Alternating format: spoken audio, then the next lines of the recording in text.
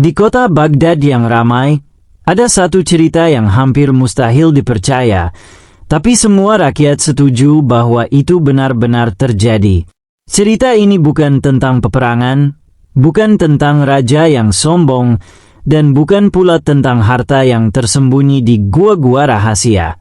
Cerita ini tentang Abu Nawas, pria paling cerdik dan paling jenaka di seluruh Baghdad, yang mampu mengubah masalah negara menjadi tawa rakyat dan 1 ton emas yang berpindah tangan dengan cara paling absurd.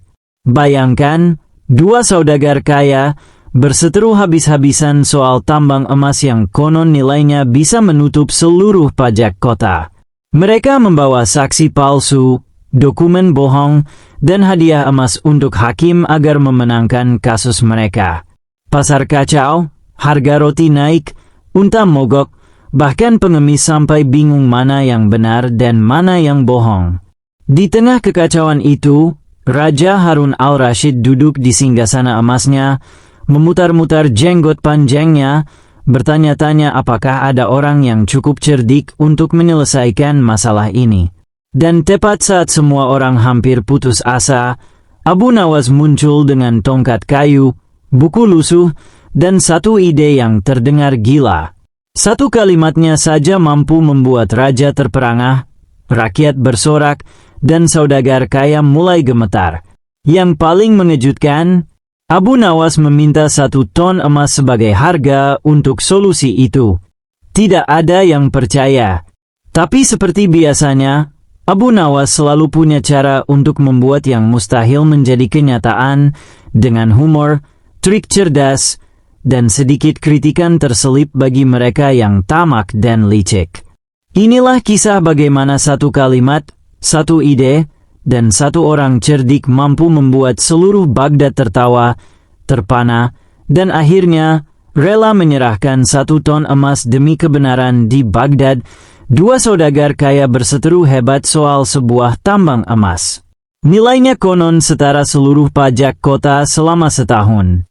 Mereka membawa dokumen palsu, saksi bohong, dan beberapa pengawal membawa pedang berlapis emas, agar hakim dan raja terintimidasi. Rakyat kebingungan. Harga roti naik drastis, pedagang di pasar mulai berdebat, bahkan unta dan kuda mogok karena kuli terlalu sibuk mengawal dokumen. Beberapa pengemis sampai ikut tertawa, karena satu-satunya hiburan mereka adalah menonton drama saudagar kaya yang berperang di pengadilan. Raja Harun al-Rashid duduk di singgasana emasnya, wajah muram seperti kucing yang kehilangan ikan favorit. Ia mengetuk palu kecil.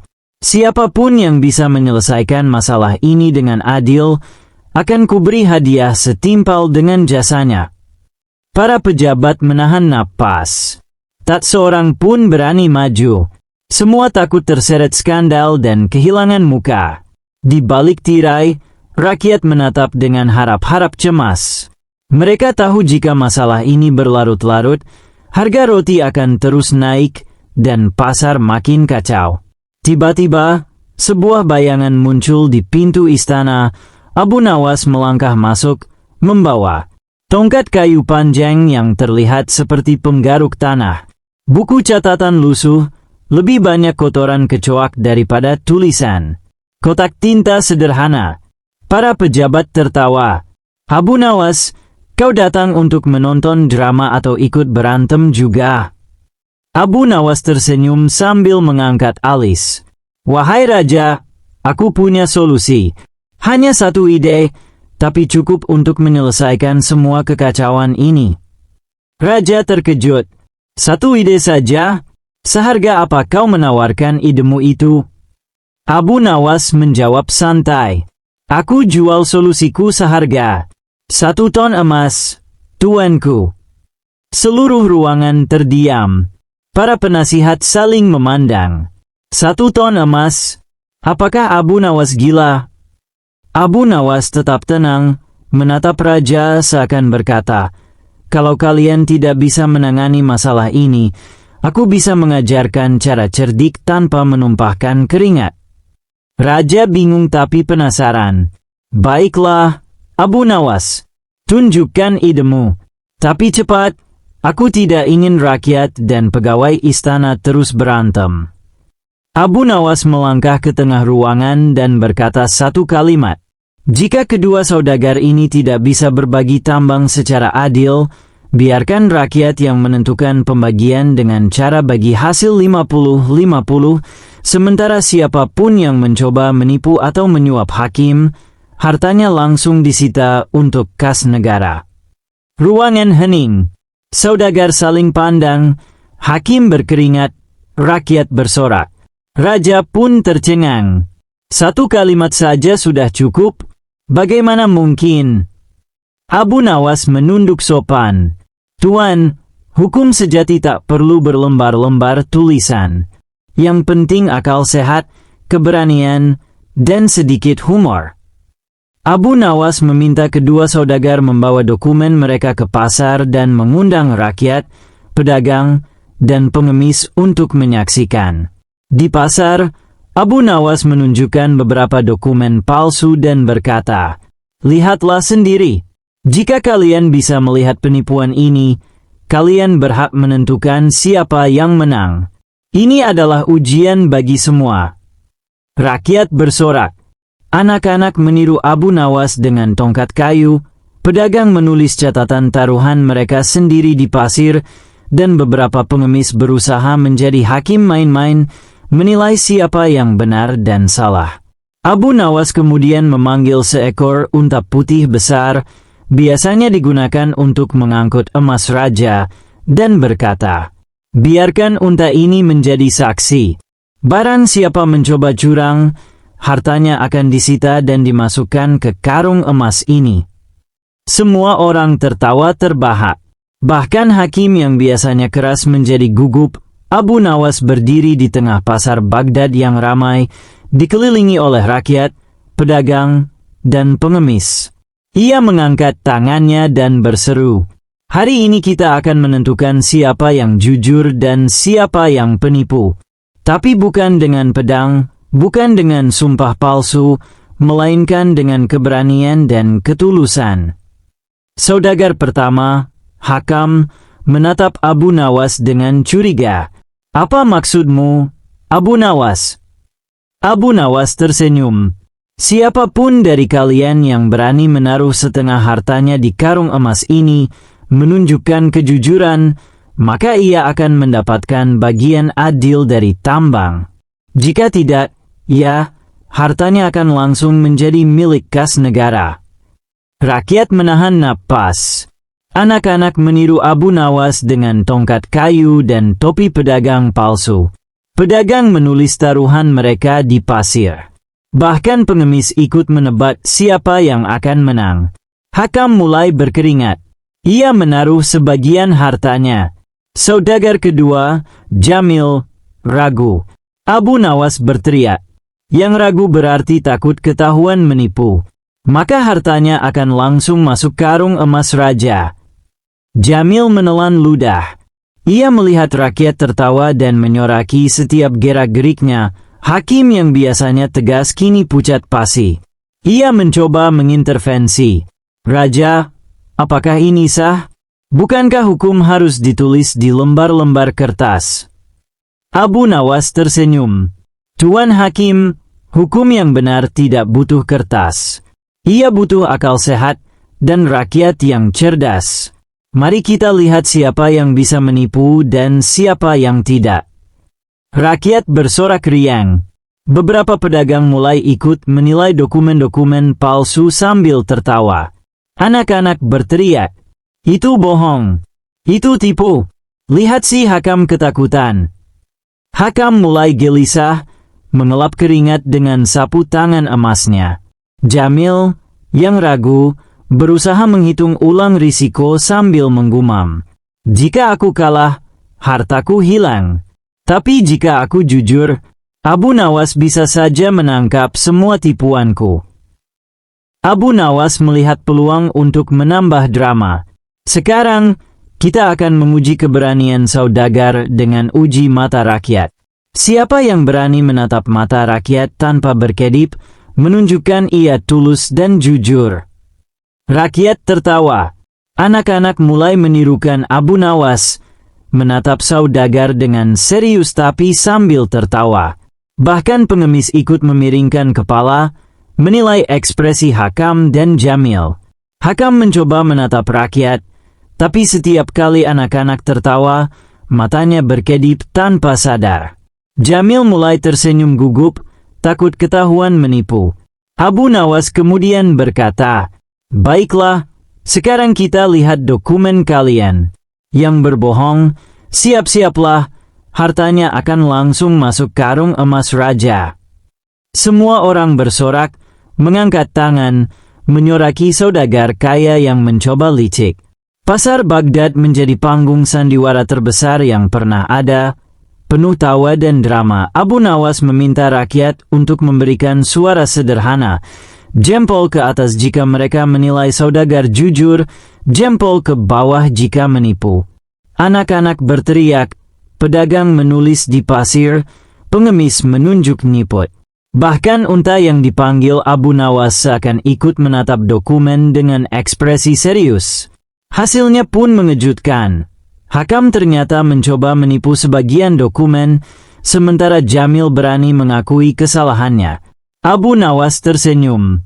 "Lihat, tuanku, rakyat bisa menilai sendiri. Keadilan tidak butuh hakim korup, cukup akal sehat dan sedikit humor." Raja Harun al-Rashid tertawa terbahak. "Abu Nawas, kau memang gila, tapi cerdik. Aku rela memberikan 1 ton emas ini untuk solusi ini." Rakyat bersorak riang. Anak-anak meniru Abu Nawas, pedagang menertawakan saudagar kaya, dan pengemis bersorak sambil melompat. Abu Nawas mengangkat tangannya ke udara, tersenyum lebar.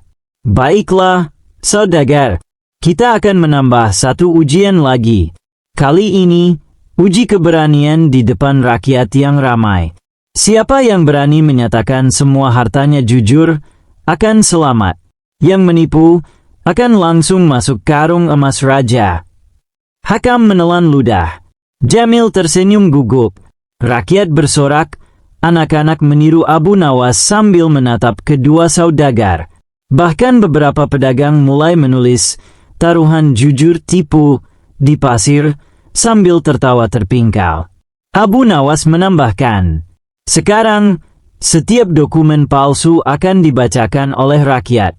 Anak-anak boleh ikut membaca." Rakyat tercengang. Anak-anak mulai membaca dokumen sambil menertawakan kata-kata aneh, membuat para saudagar makin gugup. Pasar Baghdad berubah menjadi panggung sandiwara terbesar.